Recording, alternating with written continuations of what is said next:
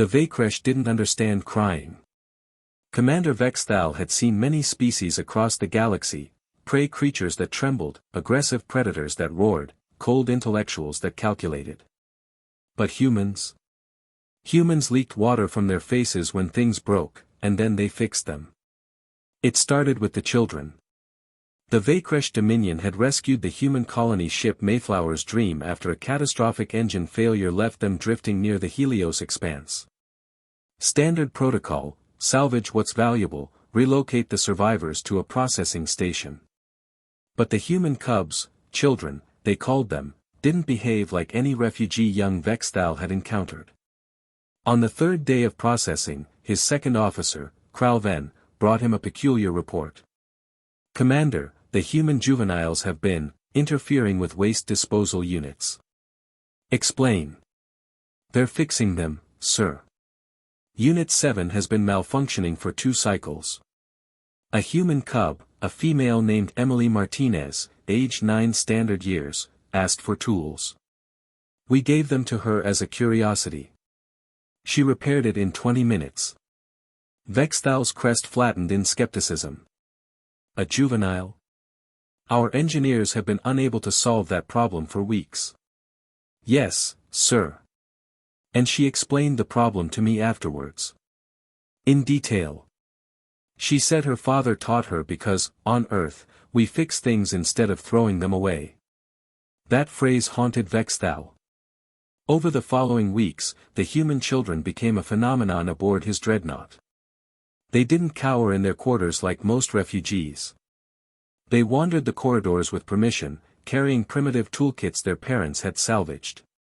They fixed environmental systems, recalibrated sensor arrays, and even improved the efficiency of the mess hall's food synthesizers. The cubs talked constantly as they worked. A boy named Jake Thompson, barely 12, chattered about combustion engines and fusion cores while repairing a navigation subroutine. A girl named Aisha Williams hummed strange melodies while rewiring power conduits, her small fingers more precise than engineer drones. But it was young Marcus Davis who changed everything. Marcus was 7. He had lost his mother when the colony ship failed. She'd been in the section that explosively decompressed. The boy didn't speak for the first week aboard the dreadnought. He simply sat in the observation deck, staring at the stars with those unsettling human eyes that looked forward like a predator's. Vexthal found him there one sleep cycle, holding something broken. What do you have, small one? The commander asked, his translator rendering the words in the gentle human tongue. Marcus held up a data tablet, Vekresh military issue, cracked screen, completely non-functional. It's broken, the boy whispered. Yes. We were going to recycle it. Can I fix it? Something in the cub's voice made Vexthal pause. The water was leaking from his eyes again, crying, the humans called it. But the boy's hands were steady. Why would you want to? Because. Marcus wiped his face. Because my mom always said that nothing is really broken. It's just, waiting for someone who cares enough to fix it. Vexthal provided tools.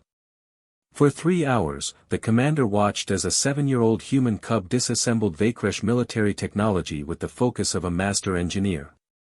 Marcus talked as he worked, to himself, to his absent mother, to the broken device. He explained each step in his small voice, as if teaching an invisible student. When the tablet's screen flickered to life, Marcus smiled. It was the first time Vexthal had seen a human smile.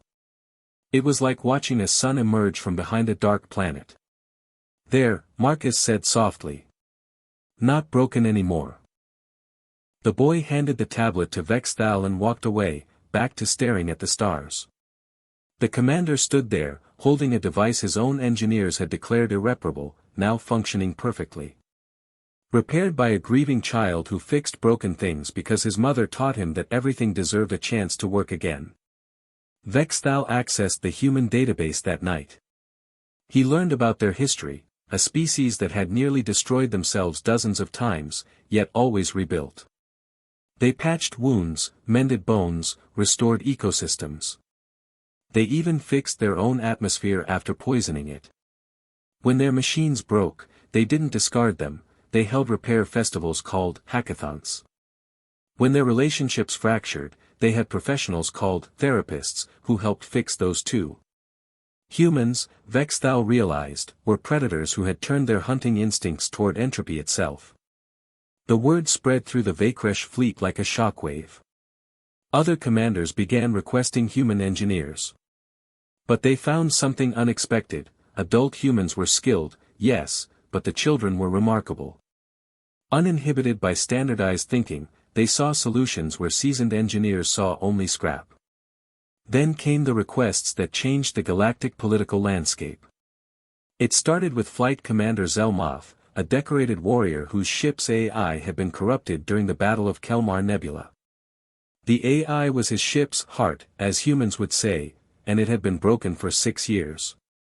Zelmoth had refused to replace it, operating his dreadnought on manual systems, because the AI had been his companion for 20 years of service. He brought it to the humans. Young Emily Martinez, the 9-year-old who had started it all, worked on it for 2 weeks. She recruited other children, Marcus, Jake, Aisha, and a dozen more. They treated the corrupted AI like a patient, carefully extracting damaged code, replacing corrupted memory sectors, even creating new personality matrices based on recovered fragments. When Zelmotha's AI spoke again, its first words were, "Thank you, small fixers. I dreamed I was lost. But you found me." The Vakresh warrior wept. Vexthal had never seen his species cry before. He hadn't known they could. After that, the floodgates opened. Warriors across the fleet brought their broken things, not equipment, but treasures. Ancient family weapons that no longer fired. Heirloom communication devices containing the last words of dead relatives. Even a captain brought his dying ship's core, pleading with the human cubs to save her. They fixed them all. The human children, these tiny predators who leaked water when they felt deeply, became the most valued beings in the Vakresh dominion. They were granted full citizenship, the highest honors, resources beyond measure. But when the Galactic Council asked humanity's price for their repair services, the human ambassador, Emily Martinez's father, Thomas, gave an answer that would echo through history. Teach your children to fix things. Not just machines, but hearts. Not just bodies, but communities. We don't want payment. We want you to learn that nothing is truly broken, only waiting for someone who cares enough to make it whole.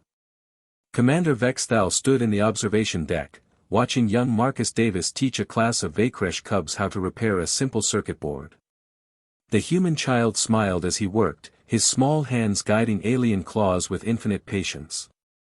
And Vexthal understood, humans weren't just predators who fixed broken things. They were predators who fixed broken hearts. And in a galaxy that had forgotten how to heal, that made them the most dangerous species of all.